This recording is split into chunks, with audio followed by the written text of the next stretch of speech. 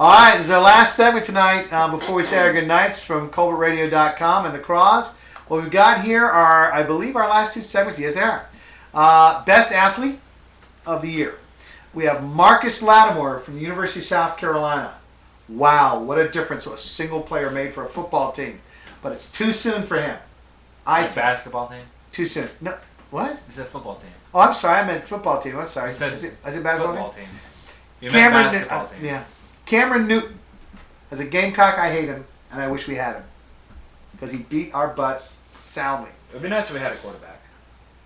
Yeah. Apollo Ono. He just looks cool. You know? He's got the whole soul patch. He got the soul patch. He's really fast on a pair of skates. He's got really huge legs. Oh, yeah. Crack walnuts, man. Okay, Andrew Luck out of Stanford. I have no idea. He's going back. He's the quarterback there. I have no idea who that is. He might have gone in the first round of the NFL draft, decided to go back to Stanford, but his coach didn't. Night Train crew, Stephen Colbert alternate. Only astronauts are better trained than these guys. What do you guys like? I have no idea what that is.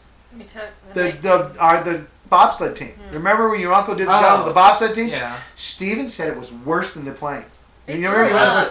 He threw up. He said it was just they had that camera mounted on the bobsled so you could see Steven. Now I know my brother, and I know when he's unhappy.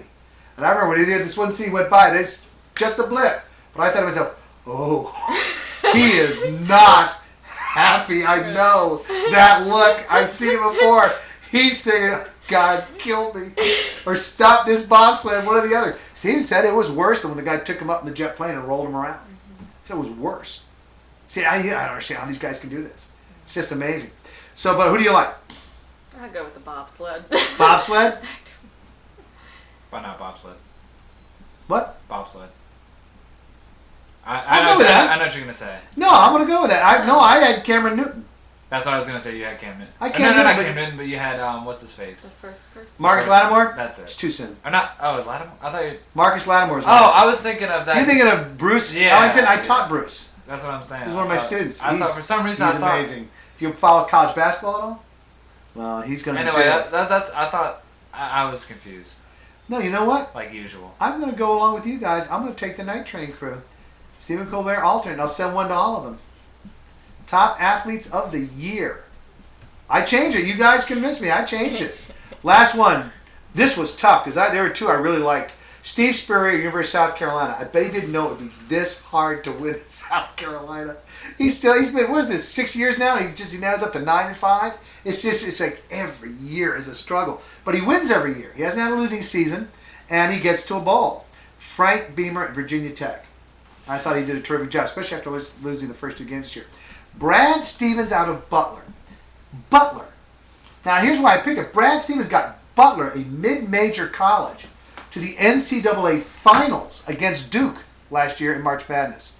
Oh, really? Butler played Duke for the national title. You admit, that's really impressive. What really would have been impressive is if he had won the national title. But the fact is, he got Butler all the way against Duke and played a pretty decent game. That guy did a hell of a job. Brad Stevens of Butler. Got his team. Ray Tanner, University of South Carolina. He's in there because it's the first major national title in the history of the University of South Carolina. Baseball. They're the three major college sports. Baseball, football, and basketball. And Ray Tanner got South Carolina its first national title. We need to make hockey the fourth. We'll see. Jim Harbaugh, University of Stanford. He left and took the job with the 49ers. Bad move.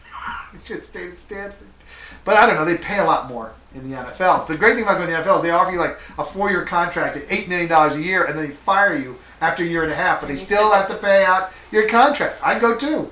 Yeah, sure. I'll take the job. That and all the free merchandise. And then you get fired, and then there's some college team will jump at the chance to get you back. That's how South Carolina got Spurrier. And the job at Florida was open. And we thought, well, there you go. And people were like, no, Steve Spurrier's coming to South Carolina. I said, don't be ridiculous. Florida job's open. They're just going to hand it to him. He's going to go back. It's his alma mater. It's where he wants to be graduated. He won the Heisman Trophy of Florida. He came to South Carolina. You know why? Paid more money. Paid less. More of a challenge. Because Florida told him he was going to have to go through the interview process like everybody else. And he said, oh, really? And South Carolina said, no interview, Just say the word. The job's yours. I'm not even talking to anybody else. It's yours if you want it. You took the South Carolina job. And I tell you right now, I bet you Florida wishes they had him back. Okay, so who do you guys think?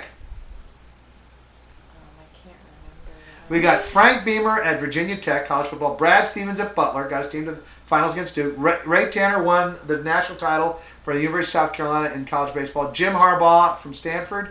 And Steve Spurrier, coach of the University of South Carolina.